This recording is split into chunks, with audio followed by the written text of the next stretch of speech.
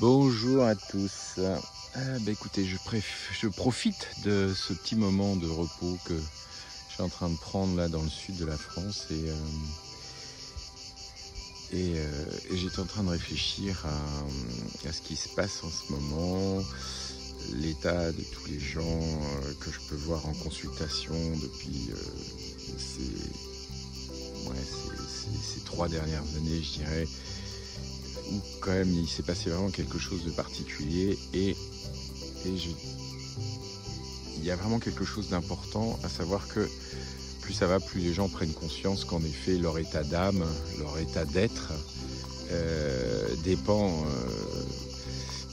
des émotions, dépend de leur santé, de leur état physique, leur état relationnel, et ils ont eu le temps certainement de lire beaucoup plus qu'avant.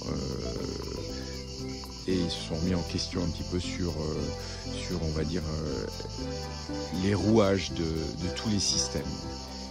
Et pour nous, en ostéopathie traditionnelle, c'est vrai qu'on considère que tout peut venir de tout. Et que ce soit, ça peut venir, tout problème peut venir d'un problème physique, d'un problème énergétique, d'une dysfonction énergétique. Ça peut venir d'une dysfonction des relations avec nos émotions. Soit on les sent pas, soit on les sent trop, soit surtout on reste trop dedans et ça crée des pathologies, éventuellement des problèmes de type mentaux, dans le sens ressassement. Et je parle pas des maladies structurelles, des pathologies graves sur un plan, je dirais presque psychiatrique, mais voilà, des gens qui ressassent et qui finalement s'épuisent, vont partir en burn-out parce qu'ils ne trouvent pas d'échappatoire, pas de solution. Et puis après, pour avoir discuté avec une amie magnétiseuse notamment, qui me disait « Oh là là, mais moi... quand je prends des patients qui sont déjà allés voir des ostéopathes, pour moi c'est un régal, parce que s'ils n'ont pas eu de résultat, alors qu'ils ont bien fait le boulot sur le plan physique, ils ont tout reconnecté sur un plan physique, alors il suffit que moi je les reconnecte entre le ciel et la terre, donc sur un plan énergétique, magnétique, et là d'un seul coup, tout va mieux. Et j'avais trouvé ça intéressant parce que je me suis dit mais c'est pas possible, avec toutes les études qu'on a faites en tant qu'ostéopathe. En l'occurrence, moi j'ai fait 3 ans de kiné, ensuite 5 ans d'ostéopathie, donc ça fait quand même des études, et on n'oserait pas tout dire, on n'oserait pas tout expliquer, notamment le rôle de l'être humain, sa connexion entre la terre avec le ciel.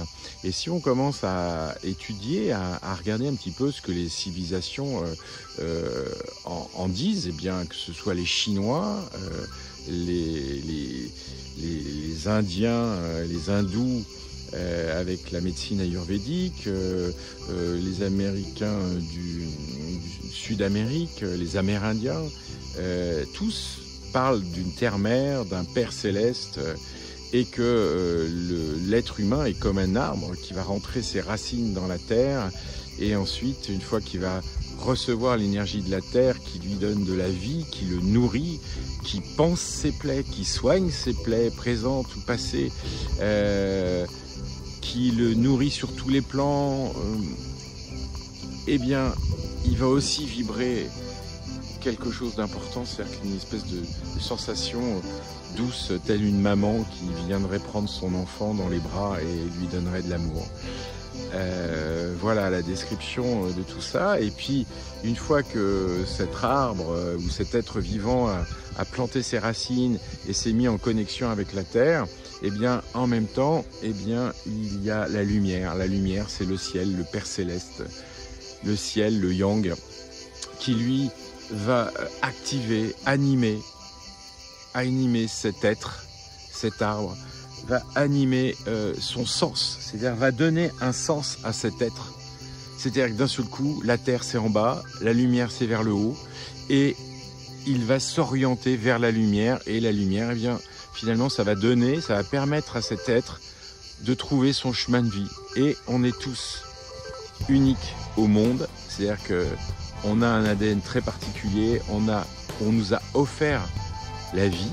Quand les parents nous ont offert la vie en offrant leurs 2 cellules pour donner une seule cellule qui après va se multiplier et va donner un être unique que nous sommes. Et nous avons reçu la vie de nos parents. Et maintenant, il suffit simplement d'honorer la vie qu'on nous a offerte. Et ensuite, eh bien, de continuer notre évolution sur le chemin de vie, c'est-à-dire sur une fréquence très particulière que nous avons, qui est unique à chacun, pour aller jusqu'au dernier jour, au dernier souffle. On ne sait pas si c'est aujourd'hui, demain ou plus tard. Et peu importe, à chaque fois, l'idée c'est que chaque jour, on avance un petit peu et on continue sur ce chemin de vie.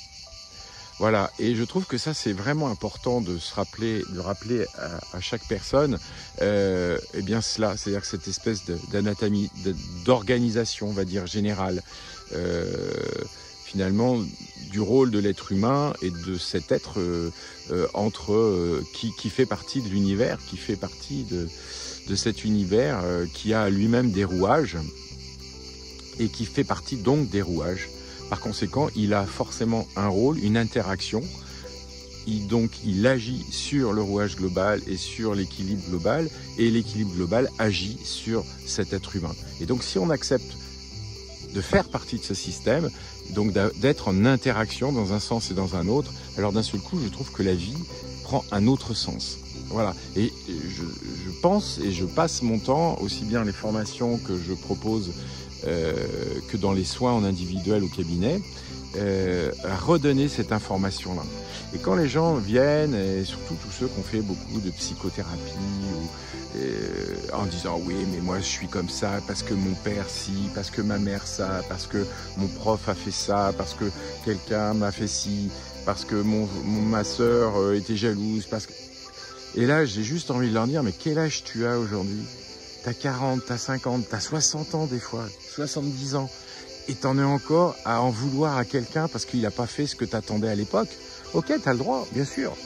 Sauf qu'aujourd'hui, on fait quoi? On avance, on essaie de changer de comportement, on essaie de comprendre pourquoi ce comportement, on ne peut pas le dépasser. Mais pourquoi encore en vouloir à la terre entière et penser que ce sont les autres qui nous empêchent d'avancer? On a cette possibilité d'être auteur de notre vie, donc de décider pour nous. Alors après, on va décider, on va mettre en place, on va avancer et peut-être qu'en effet, il y aura des difficultés à mettre en place certaines actions et peut-être qu'il faudra aller voir pourquoi il y aurait des mémoires à l'intérieur du corps, à l'intérieur de nos tissus, des réactions stéréotypées qui font qu'on n'a plus le dessus parce que ça c'est devenu automatisé. Mais avant cela, déjà soyons objectifs, regardons comment on fonctionne, quels sont nos outils de séduction, quels sont nos stéréotypes de réaction face au stress. Est-ce que je reste en inhibition? Est-ce que je suis hyper réactionnel? Il y a tellement de choses possibles. Et déjà, simplement d'en prendre conscience et après, d'en prendre conscience le plus vite possible, je dirais presque dans l'instantané lorsque ça arrive, pour ensuite pouvoir en communiquer. Et là, on arrive à une chose majeure, c'est communiquer. Communiquer avec l'autre, communiquer avec soi-même. Et puis ensuite, forcément, pardonner avec l'autre, pardonner à soi-même. Et continuer à avancer parce que finalement la seule chose qui est importante c'est je suis dans mon présent, j'arrête de regarder tout le temps derrière, j'arrête de me projeter vraiment devant par peur de ce qui se passe ou ce qui s'est passé derrière. Le seul truc qui est important, eh bien c'est dans mon présent, qu'est-ce qui est juste maintenant. Et tous les jours je vais mettre des graines dans le sol et je vais préparer le sol pour que ces graines puissent pousser. Et puis même si je me suis trompé de graines parce que je pensais que c'était ça que j'avais envie et qu'au fur et à mesure que j'évolue, c'est plus de ça dont j'ai envie, eh bien je change les graines, c'est pas un problème. Et il y a forcément des gens qui seront contents d'avoir les fruits des graines que j'ai pu mettre en place. Voilà, c'était un petit peu la réflexion que j'avais et surtout envie de vous la livrer parce que pour moi c'est une évidence et quand je vois vraiment les résultats parfois qui ont l'air tellement magiques en une séance, des gens qui sortent d'une déprime ou qui sortent de grosses pathologies juste parce qu'ils ont compris qu'ils pouvaient vraiment changer le cours des choses et de leur vie. Hein, on sait très bien aujourd'hui en épigénétique l'ADN, eh bien en fait, oui, ce sont comme des épées de Damoclès qui pourraient vous tomber sur la tête si vous êtes dans certains types de pensées. Et à côté de ça, si vous êtes dans certains types de pensées qui sont positifs, eh bien ces épées de Damoclès, oui, elles sont là, mais elles descendent pas. Et à ce moment-là, vous passez votre vie et vous la passez dans de bonnes conditions. Et voilà. Donc, voilà, grosse réflexion, c'est vraiment important. Et tout ça, si ça vous intéresse, n'hésitez pas.